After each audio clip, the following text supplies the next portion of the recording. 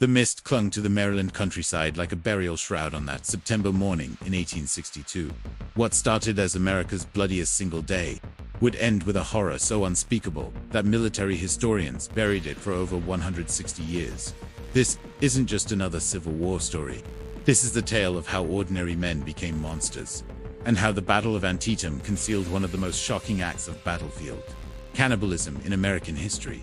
You think you know everything about the Civil War? Think again. What you're about to discover will change how you see every battlefield memorial, every monument, every story you've ever been told about America's defining conflict. Because sometimes, the real monsters aren't the ones we remember in our history books. Subscribe now if you want to uncover the hidden truths of history that they don't teach in schools. Hit that notification bell because this story gets darker than anything you've imagined. The perfect storm of HRORO. Picture this. It's September 17, 1862. The 14th Connecticut Infantry Regiment has been marching for days through hostile territory. These aren't seasoned veterans, they're farmers, shopkeepers, fathers who left their families just months ago, believing they'd be home by Christmas. Their uniforms are torn, their boots are falling apart, and they haven't had a proper meal in 3 days. But hunger was just the beginning of their transformation. The regiment had been assigned to what military commanders called a punishment. Detailed, they were the men who'd shown cowardice in previous engagements, the deserters who'd been caught and forced back into service, the criminals who'd chosen military service over prison. In other words, they were already broken men before they ever reached Antietam Creek. Commander Colonel Dwight Morris had received explicit orders that morning: show no quarter to Confederate forces, take no prisoners, leave no enemies standing. What he didn't know was that these orders came not from legitimate Union command, but from a rogue intelligence officer who had his own twisted agenda. For psychological warfare, the 14th Connecticut wasn't just heading into battle, they were walking into a carefully orchestrated experiment in human degradation.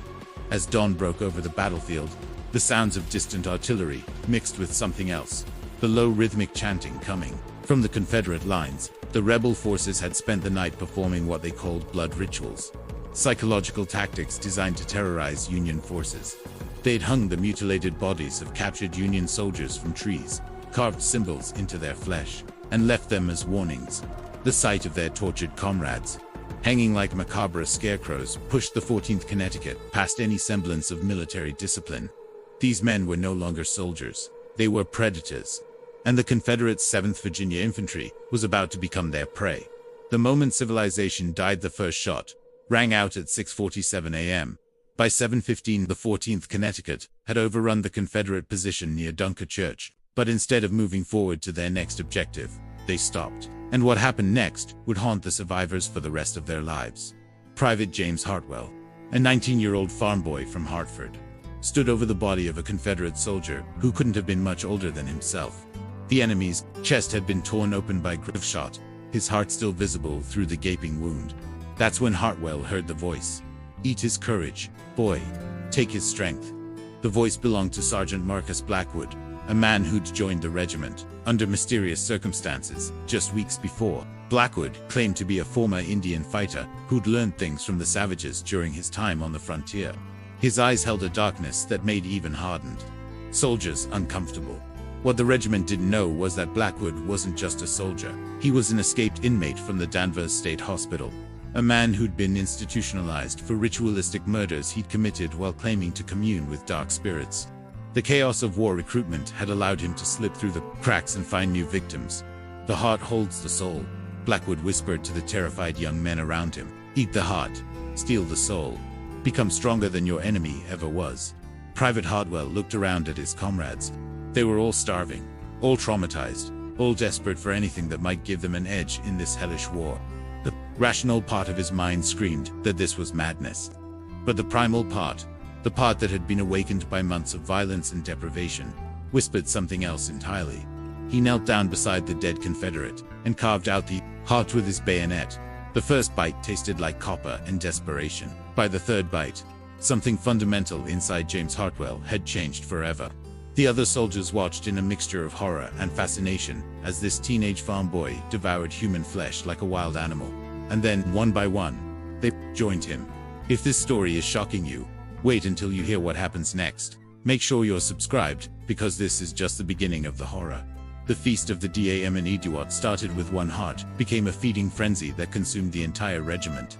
Within an hour, the 14th Connecticut had located and mutilated 22 Confederate corpses, removing their hearts and consuming them in what witnesses later described as a festival of cannibalism, unlike anything ever seen on American soil. But this wasn't random savagery.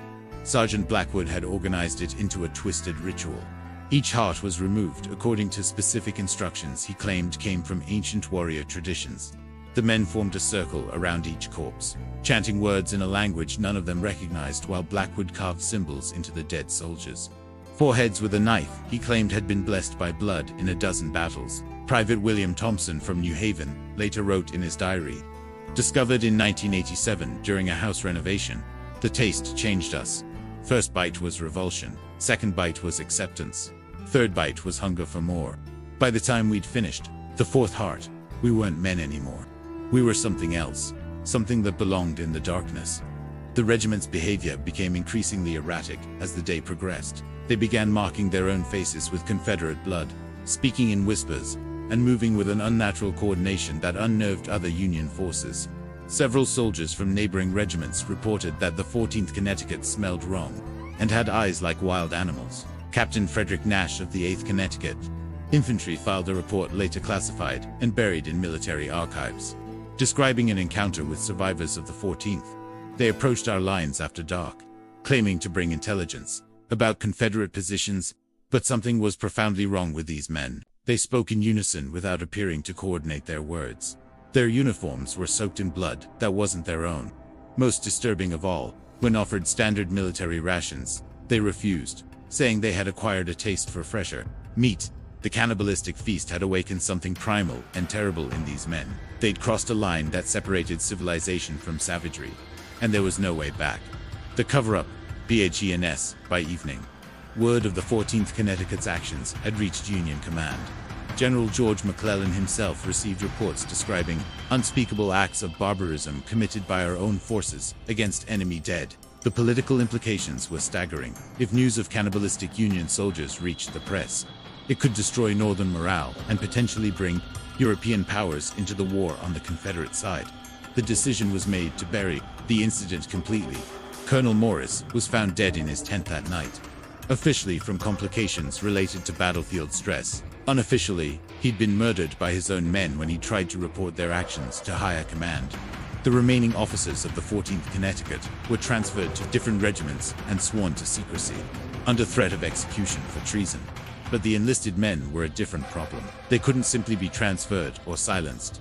Too many of them knew the truth, and their transformation had made them unpredictable and dangerous. The solution was as brutal as it was effective.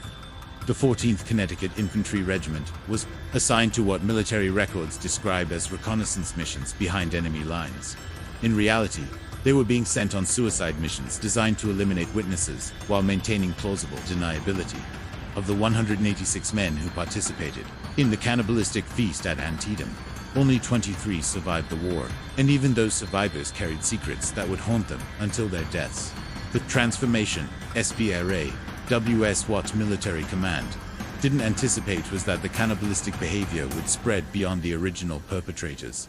3 soldiers from the 14th Connecticut had been wounded during the battle and transferred to field hospitals, where they came into contact with soldiers from other units. Private Daniel Morrison, recovering from a leg wound, began recruiting other patients for what he called strength rituals. During night raids on Confederate field hospitals, small groups of Union soldiers would sneak past enemy lines, kill wounded rebels, and consume their hearts in crude ceremonies. Based on what they'd learned from Sergeant Blackwood, hospital records from October 1862 show an unusual pattern of Confederate patients being found dead with their chests carved open and their hearts missing. Confederate commanders initially blamed Union raids, but investigation revealed that the wounds were made with surgical precision, not battlefield weapons. Someone with medical knowledge was removing these hearts for a specific purpose. Dr. Marcus Webb, a Union field surgeon, documented these incidents in personal letters to his wife. Discovered in 2003 during a state settlement, I fear we have created something monstrous within our own ranks. These men speak of strength gained through consumption of enemy flesh, of visions granted by spirits of the dead, of power that comes only through the most unholy of acts. Yesterday, I found 3 patients in my own hospital performing what could only be described as a ritual sacrifice upon a wounded Confederate boy. When confronted, they showed no remorse, only disappointment that I had interrupted their communion with the fallen. The contagion of cannibalism was spreading through Union forces like a psychological plague, creating cells of soldiers who saw themselves as warriors, blessed by dark spirits rather than men fighting for political ideals. This is getting intense, right? Hit that like button and subscribe, because we're about to dive into the most disturbing part of this story, how these cannibal soldiers tried to continue their rituals even after the war ended. The secret byroads, Creode. By November 1862, Union intelligence had identified at least 47 soldiers across multiple regiments who had participated in cannibalistic acts. But instead of court-martialing them, a decision was made at the highest levels of government to use them as a weapon. Secretary of War Edwin Stanton authorized the creation of what official documents referred to as Special Operations Unit 7, an elite force of psychologically conditioned soldiers who would be deployed for the most brutal and demoralizing missions against Confederate forces. In reality, it was a unit composed entirely of cannibals and the soldiers they'd converted to their twisted practices.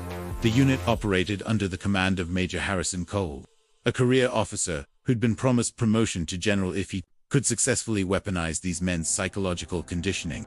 Cole had studied reports of ritualistic cannibalism among various Native American tribes and believed that controlled application of such practices could create superior warriors.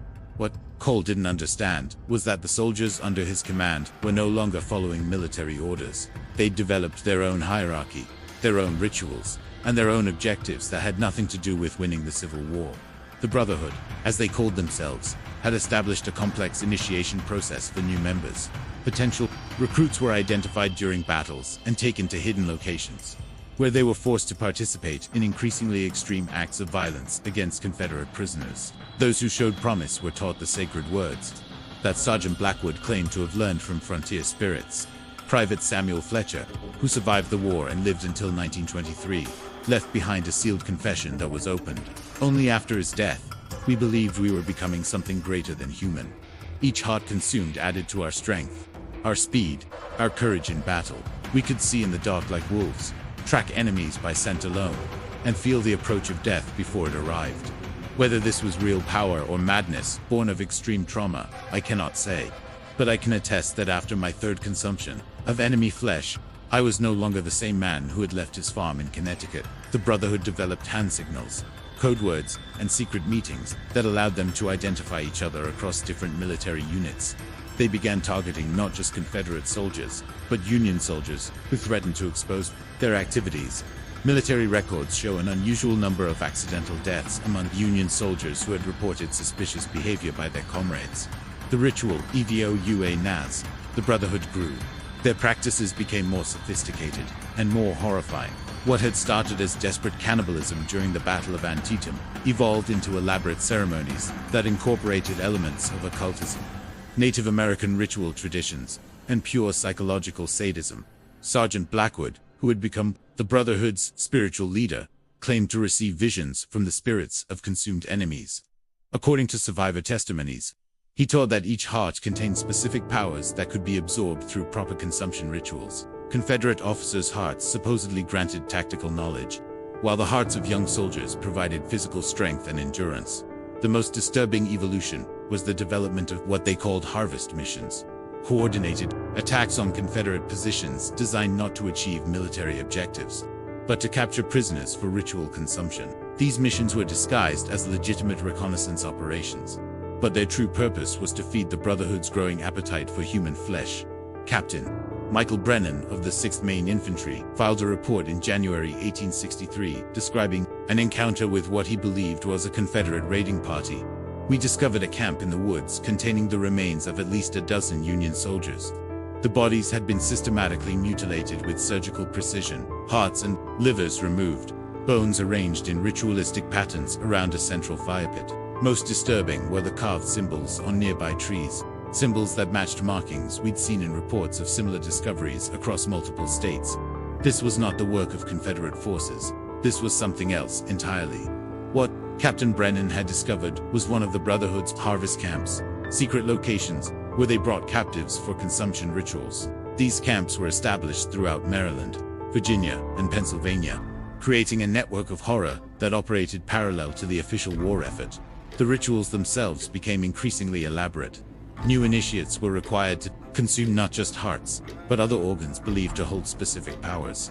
The liver was thought to grant enhanced senses, the brain provided tactical intelligence, and the eyes supposedly allowed communication with the spirits of the dead. The children of Dar came as perhaps the most horrifying aspect of the Brotherhoods. Evolution was their recruitment of child soldiers. Confederate forces often included drummer boys and other young participants, and these children became specific targets for the Brotherhood's most twisted experiments. They believed that the hearts of children contained pure essence that could grant supernatural abilities to those who consumed them. Records indicate that at least 18 Confederate children between the ages of 12 and 16 were captured specifically for these consumption rituals. Thomas Whitmore, a Brotherhood member who confessed on his deathbed in 1889, described the ritual consumption of a 14-year-old Confederate drummer. The boy's fear was considered sacred by Blackwood, who taught that terror released spiritual energy that enhanced the power contained within the heart. We kept the child alive for 3 days, feeding him only water while we performed preparatory rituals. When the time came for consumption, Blackwood claimed that the boy's spirit spoke to him, begging to be released through the ritual. I participated, willingly, believing I was freeing a trapped soul while gaining power for our cause. God forgive me. I believed it even as I carved into that child's chest while he still breathed. These child murders represented the complete moral degradation of men who had once been farmers, shopkeepers, and family men. The Brotherhood had created its own mythology that justified any level of violence as long as it served their twisted spiritual beliefs. Union intelligence eventually tracked down 7 of these sacrifice sites, finding evidence of ritualistic murder that shocked even hardened military investigators. The sites were immediately destroyed and their locations classified, but detailed descriptions survive in military archives that weren't declassified until the 1970s. I know this is hard to hear, but history's darkest chapters need to be told. Subscribe and share this video because people need to know what really happened. We're not done yet. The final part of this story reveals how some of these cannibals made it home after the war. The war ends. The horror CONTO and Lee surrendered at Appomattox in April 1865. Most Americans believed the nightmare of civil war was finally over, but for the surviving members of the Brotherhood, the end of official hostilities simply meant they needed to find new sources for their cannibalistic rituals. Of the 127 confirmed Brotherhood members, 89 had died during the war, most in the suicide missions designed to eliminate them, others killed by fellow members who suspected they might confess their crimes. The remaining 38 scattered across the country, carrying their dark practices into civilian life. Military records show that an unusual number of these veterans settled in remote frontier areas where disappearances were common and law enforcement was minimal. They gravitated toward professions that gave them access to isolated victims: fur trappers, frontier scouts, traveling salesmen, and itinerant preachers. Sarah McKinnon, a frontier woman whose diary was discovered in 1934, wrote about an encounter with a Civil War veteran who had settled near her family's homestead in Montana. The man claimed to be a hero of Antietam, but there was something unsettling about his manner of speaking and the way he looked at our children. He often spoke of the old ways and strength gained through sacrifice. When livestock began disappearing from neighboring farms, followed by the mysterious death of the Patterson family's youngest son, my husband insisted we relocate. We later learned that similar disappearances occurred wherever this veteran had previously lived. The Brotherhood members who returned to established communities faced different challenges. They couldn't simply disappear people without attracting attention, so they adapted their practices to urban environments. They became morticians who mutilated corpses, doctors who harvested organs from deceased patients, and butchers who sold human flesh mixed with animal meat. Police records from major cities show an uptick in unexplained disappearances and mutilation. Murders beginning in 1866. The victims were often transients, immigrants, or others whose disappearances might not be immediately noticed. The murders shared distinctive characteristics: precise removal of organs, ritualistic arrangement of remains, and carved symbols that matched those documented at Civil War Brotherhood sites. The final arrive la tuon, the most disturbing aspect of this, entire story isn't what happened during the war, it's what happened afterward. Because the cannibalistic practices of the Antietam Brotherhood didn't die with the Civil War. They evolved, adapted, and spread into American society like a virus. In 1923, federal investigators discovered what they believed was the final active cell of Civil War cannibals operating in Chicago. The group, led by 78-year-old former Private Daniel Morrison, had been kidnapping homeless individuals for consumption rituals in the basement of Morrison's funeral home. When arrested, Morrison claimed that he and his followers were the last guardians of ancient warrior wisdom that had kept America strong through decades of conflict. The investigation revealed that Morrison's group had been in contact with similar cells across the country, sharing victims and coordinating activities through coded letters and telegraph messages. They had developed a sophisticated network that had been operating undetected for over 50 years. Perhaps most chilling was the discovery of what Morrison called the succession plan. Detailed instructions for recruiting and training new generations of cannibalistic cultists. The plan included identification of potential recruits among veterans of more recent conflicts, methods for psychological conditioning, and updated ritual practices that incorporated modern knowledge of anatomy and psychology. The final entry, in Morrison's personal journal, dated just days before his arrest, read, "The young ones don't understand the necessity of the old ways. They fight wars with machines, instead of consuming the courage of their enemies. They grow weak, while our enemies grow strong. But the sacred knowledge will survive, passed down through those who understand that true strength comes only through the consumption of human essence. The spirits of Antietam demand nothing less." Federal authorities destroyed Morrison's journal and all related documents, but not before intelligence analysts had documented evidence suggesting that cannibalistic cults, inspired by the Civil War Brotherhood, had spread to at least 12 states and influenced multiple serial murder cases. Dating back to the 1870s, the legacy of H.R. today. Mainstream historians dismiss accounts of Civil War cannibalism as wartime propaganda or psychological folklore. Official military histories make no mention of the 14th Connecticut Infantry Regiment's actions at Antietam, and the regiment's service records have been mysteriously lost from national archives. But the evidence remains for those who know where to look. Veterans' diaries hidden in family attics, coded military reports buried in classified files, and forensic evidence from crime scenes that has never been properly explained. The truth is out there, scattered and suppressed, but waiting for someone brave enough to piece it together. In 1987, construction workers renovating the basement of a Chicago building discovered what appeared to be a ritual chamber containing carved symbols, bone fragments, and preserved human organs in mason jars. The symbols matched those documented at Civil War Brotherhood sites, and carbon dating suggested the organic material dated to the early 20th century. The discovery was quickly classified by federal authorities, and the site was sealed. But photographs taken by workers before government intervention show clear evidence of cannibalistic rituals. Similar discoveries have been made in Boston 1992, Denver 1998, and New Orleans 2003. Each time, federal authorities have moved quickly to suppress information and classify evidence. Each time, the symbols and ritual arrangements match patterns documented in Civil War era Brotherhood activities. The question isn't whether the cannibalistic practices of the Antietam Brotherhood really happened. The evidence is overwhelming for those willing to examine it objectively. The question is whether those practices ever truly ended, or whether they simply went underground, evolving and adapting while waiting for the right conditions to emerge once again. That's the end of this incredible and terrifying story. If you made it this far, you're clearly someone who isn't afraid of the dark truth of history. Subscribe, hit that notification bell, and share this video with someone who needs to know that our history books don't tell us everything. Leave a comment below, telling me what you think really happened to the rest of the Brotherhood members. And remember, truth is often stranger and more terrifying than fiction, because somewhere out there, in hidden archives and forgotten graves, the complete story of Antietam's cannibal soldiers is still waiting to be told. And some secrets are buried so deep that even 160 years later, powerful people will do anything to keep them hidden. The next time you visit a Civil War battlefield, remember that beneath the peaceful monuments and carefully maintained grounds lie stories that would shatter everything you think you know about America's defining conflict. The Battle of Antietam wasn't just America's bloodiest single day. It was the day that ordinary men discovered the monster that lives inside us. And once that monster's awakened, it never truly goes back to sleep.